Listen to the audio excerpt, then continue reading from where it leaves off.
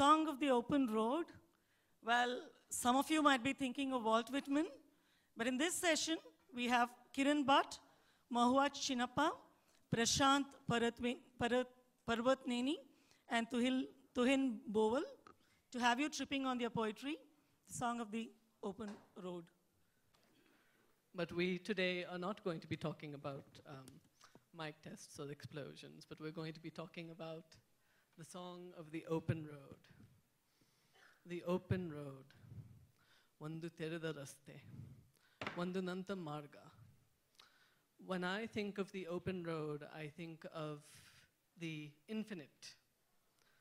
Sonsunsluk, as we would say in Turkish. El infinito. Aparamanta. I butchered the word. The infinite.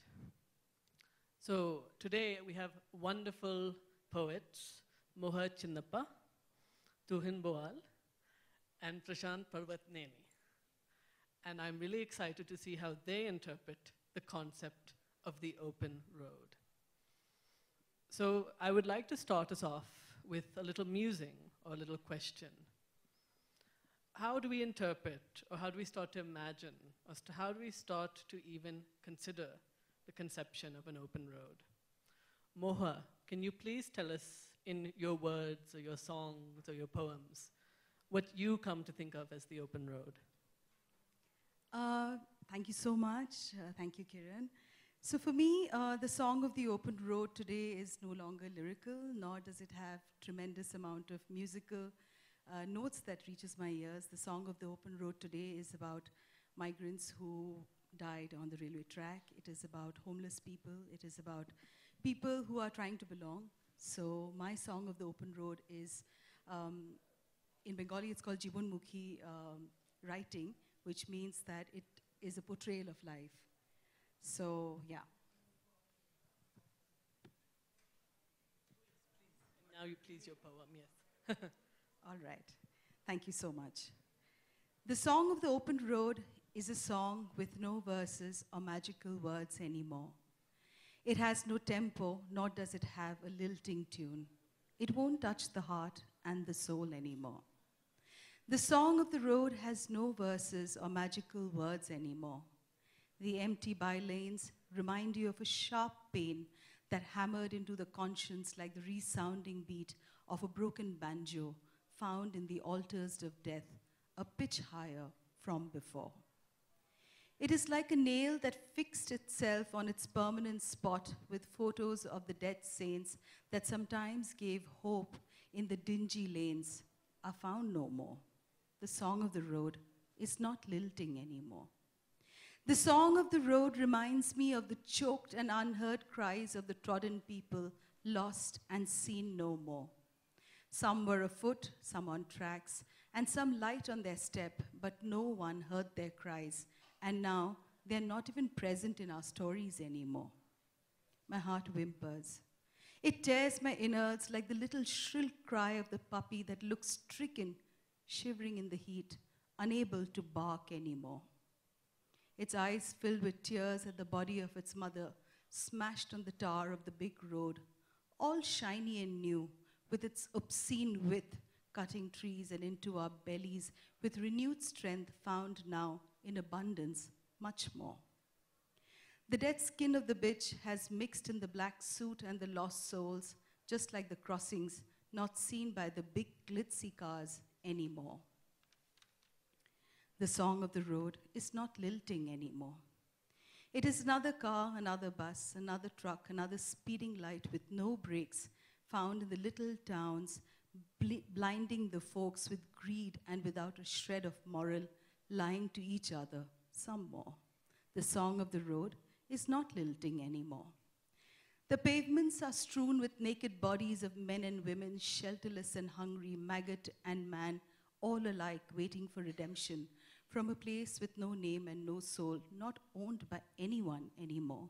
The Song of the Road is not lilting anymore.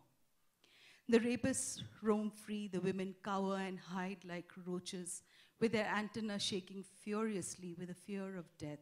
All it takes is another foot over their belly or another hand over their mouth. They can't utter a word anymore. The song of the road is not lilting anymore. It has no tempo, no meaningful stanzas, just a ghastly scale that never reaches the heavens above, even with its sinful crescendo getting louder, so much more. Screeching tires, screaming ears, and streaming tears, beating the collective consciousness, silenced now, even more. The song of the road is not lilting anymore. The valleys and the flowers don't bloom on our sides anymore. The trash and the green vomit of rejection lay septic in the open sewers, filling up and choking the earth a little bit more. The gods above weep. The Satan laughs loud and says, "You little bitches and bastards, you obey me now, all the more." The song of the road, the song of the open road is lilting no more. The song of the open road has no verses or magical words to me anymore. Thank you.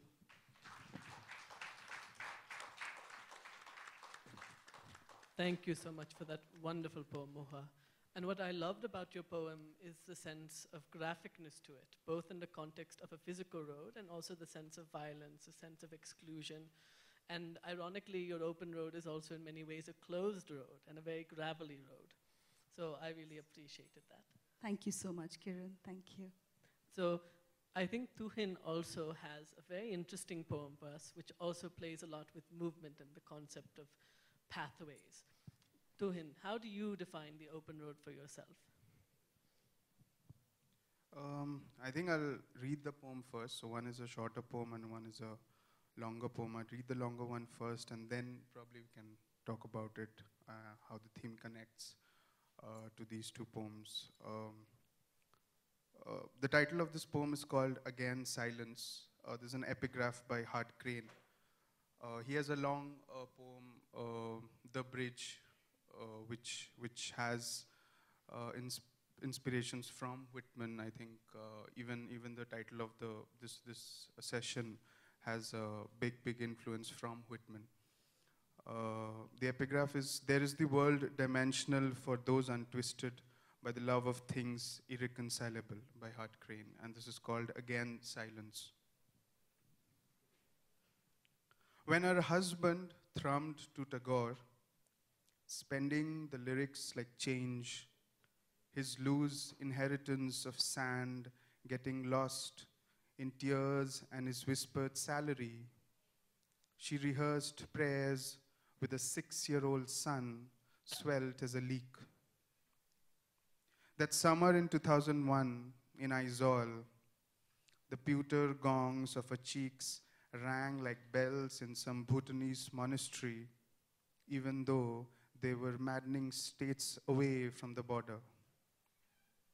He, the husband's quaggy hands, rejoiced a lunacy diagnosed 17 months later in Shillong. When he slept first in the blue confines of the asylum in Tezpur, Assam, she leafed through his visions and her own, but never could locate her regiment inside them at the stroke of any dawn. That being the same year, she also began narrating all sequences of her dreams to water. And he still, year after year, sleeping etherized on Brahmaputra's warm glass basin like mica and bismuth, silting its riverbed. At another visit once, sieving through the tea estates of Assam, he had once chuckled, what if he read War and Peace, but this time back to front? Will peace render before war? Staring into the asteroid of his tobacco hands, which still trembled. She, my mother, sat beside him, looking in the same direction through those instituted 4x6 neat windows as the sunlight bars sketched a prison on both of them. Both of them jailed, their summoned faces 7 minutes past, always, searching a container to calibrate grief. He was nothing when he woke, said the doctors, without his pills, their stubbled marriage, duplicated of an absence only she had mastered in sleep. Now, years later, as a tired skin has shriveled like a eunuch, she misses that only river's vast estuary to be smashed bare on her wrists, while he snores soundly with his tormented Tagore. The snow, treasonous in the hills, searing all over Meghalaya, melting away as a shadow only the dead can hold. Thank you. Yeah, I mean, to go on, I have always struggled with, with my sense of belonging, and why I'm connecting this with the theme of the open road, because journeys are not always traversed through distance, right? I mean, there are other journeys going on. There is emotional journeys. There are mental journeys that people need to make. And with the theme and topic of mental health and illness, right? In families such as ours, these things are much rather not discussed at all. And so in that kind of sense, in a probably a Jack Kerouac-like sense, the Song of the Open Roads also mean to, embrace those difficulties rather than just hitting milestones after milestones and traveling countries after traveling countries, right? It doesn't make sense really. So yeah, that was kind of the theme behind this poem as well, where it's a personal story of how a family goes through a lot of things in life. Yeah. Yes, I find that deeply relatable, actually. As someone who is a member of the Indian diaspora, first and foremost, I really relate to your conception or this feeling of being between worlds. And then also as someone who seeks to grow spiritually, as a lot of us here must, I really understand, and I'm sure a lot of us do, that desire to grow, to expand. And it's not the open road, but this openness, that we are trying to traverse. And I appreciate the sense of that in your poem. Do you feel like you have another poem as well? That I think I might read the next one later. Why not? Yeah. Yeah, sure. But yes, yeah. please. Prashant can start. Yeah. Sure. Okay. So, do I have the same question? How do I? Yes, please tell us what you see as the open road. Yeah, I mean, well, of course, open road always seems like an invitation to sort of travel and travel a little fearlessly and freely.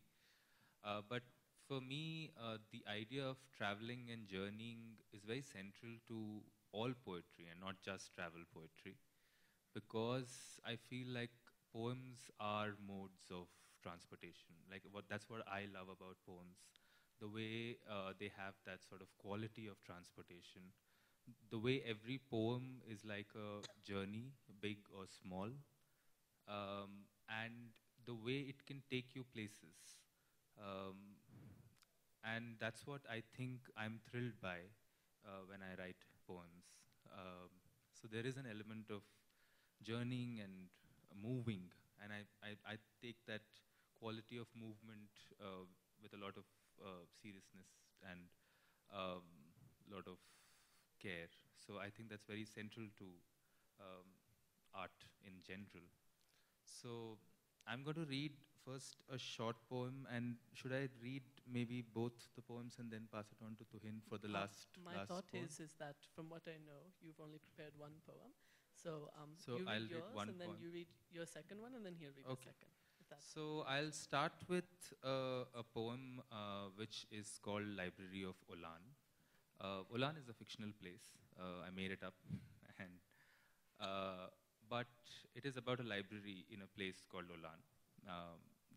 You might find that the inspirations are very obvious, Borges and other people. But you might also find that there are more libraries which seem very similar to Ulan, and that is perhaps intentional. So I'll start the poem. Library of Ulan. The library of Ulan turned upside down when bombs of tear gas were thrown into its dusty rooms. The intention was to smoke out those who refused to leave their obsession of biting into tombs and licking the pages of ancient erotica. To fill the library with tears and interrupt their exile with words. To dampen the pleasures of marginalia and corrupt the humor of books. It is now a historical fact that the opposite happened. Books were now read with eyes heavy with tears. Words became mistier. Sentences danced like waves. Even scientific manuals carried the depth of rivers.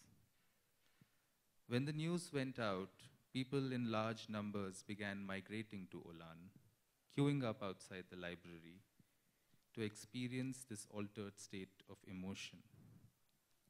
Inside the library, one could sense at every turn of phrase the entire weight of dialectical philosophy. The most basic comedies were laced with a tinge of melancholia. Under the influence of artificial tears, sentimental lyrics turned fraudulent. The longing to cry out of will and not force mirrored the tragedy of star-crossed lovers. In a state of deferred catharsis, Aristotle's plot came undone. Readers abandoned the causal roots to wander in bylanes of unimportant scenes, to look for characters without arcs. In the middle of a story, when people looked up to exchange glances, they silently compared the moistness of their hearts and measured the intimate distance between their feet. All the signboards were gone, strict instructions suspended. The library kept sinking deeper and deeper into silence. Today, if you visit the library of Ulan, you'll find the carpets marked with phantom footsteps and bookshelves that did not rot despite being so damp for so many years.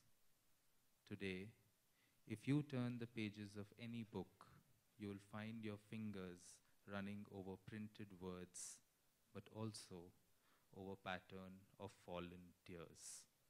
Thank you. Thank you so much for that poem, Prashant. Would you be able to tell us perhaps how you feel it relates to the theme of the open road or the song of the open road? I mean, as I said,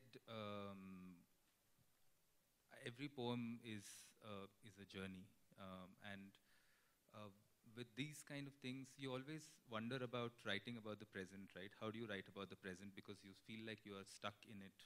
The questions of the present seem so immediate that you don't know whether to write. You don't know how to move. So sometimes you use the idea of the road to sort of move back in time and imagine a different future. So that's what it is. Like, it's set in a different, like sort of it reads like a historical legend, but my hope was that it is actually imagining a different future for what happened in the present. So it's almost like a openness, the open traveling between times and possibilities in some sense.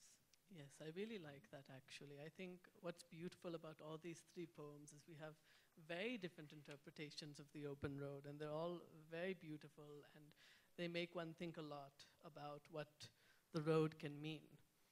Now, one thing I've noticed, however, in these poems that is somewhat similar is this sense of the road and then what is outside of the road, what is sometimes included and what is not included. So I thought it would be nice to maybe have a little conversation about that, because we've talked a lot about the songs of the open road, but maybe what we're not talking about is what is not included on the open road. So can some of you perhaps tell me how you feel that this concept of the open road and what the open road symbolizes for you, how it has kind of propelled you to be wanting to be a part of this open road, despite maybe the road sometimes being closed? Anyone in any order? Yeah, I mean, so two things which we discussed, right? I think Prashant mentioned movement, right? Even if I connect it to the theme of translation as well, right? Because personally, I'm much more interested in translations than my own work. is translate itself means to move. There is an infinitive there, to move. It is not moving, right? So that act becomes very urgent in the sense that there needs to be something done about it. And something that you spoke about, perspective, right? Again, going back to Whitman, even if you see his song of Myself, the cantos, where there's a lot of movement, there's a lot of openness to it. There are perspectives where he's constantly changing the perspectives. Sometimes he's writing from the point of view of a straight woman, and he being a gay man. So that in itself has a lot of openness. It is not about journeys and not about only distance in that sort of a way, right? Something to contradict what Rilke said. Rilke said, you know, to write one poem, we should travel countries and continents. But that doesn't really happen, does it? I mean, I don't want to wait to travel countries to write a poem, right? So there are internal journeys going on. And so, yeah, I mean, those are themes which can be connected, yeah. And there are also, like, I mean, just to extend to what Tuhin said, there are also then countries and continents of the mind, countries and continents of stories, and those are what we are trying to open up and go to in some sense. And in one way, what I also, I mean, think is there are certain paths which always lead to a monumental destination. And I don't think that is the idea of an open road. The openness of the road is also when the monumentality of the reaching sort of goes away, where it is a more interesting act of being on the road itself. The fact that it can continuously be moving and there is no closed destination. So you're always in movement in some sense. So, yeah. Do you have something to say, Mohua? Well, when I began writing about the song of the open road, for me, I think I traveled within my own heart and my mind for the roads that I've left behind when I was a child, you know, the roads of Shillong, and he mentioned Meghalaya. So it took me back to the time when, because of insurgency, that we left a place that was so extremely beautiful. I mean, I grew up with butterflies and orange trees and you know, just nature all around me, and then to come into a city as large as Delhi, and to know, and then again move to Bangalore, you know. So the road itself is a journey internally that I've taken of moving from places that either was forced by some decisions that we take in life sometimes, and we are forced to leave, like we were forced to leave Shillong because of the insurgency, not that we wanted to leave. But what stayed uniform was the movement and the sad change of the road. You know, so there was something that's very beautiful when I look back at Shillong, and today the roads, and then the roads of Delhi where women don't feel safe when they're outside. And even the roads of Bangalore, you know, when you're outside, there's constantly trees that are being cut. There are trees that are just falling off, and there's cement all over the trees that's going up and down. And, you know, you keep thinking that where is that road of your childhood that you so miss and you wish that you can walk back again. And the poetry that I wrote took me back to those open roads that had no stench of, you know, all the construction, the rape, the women when they feel unsafe on roads, which is a public space. Yes, that's a very beautiful thought. We have about a few minutes left, so I want to give the panelists one more question. We've talked about the road in regards to openness. We've talked about what is and what is not included in the road.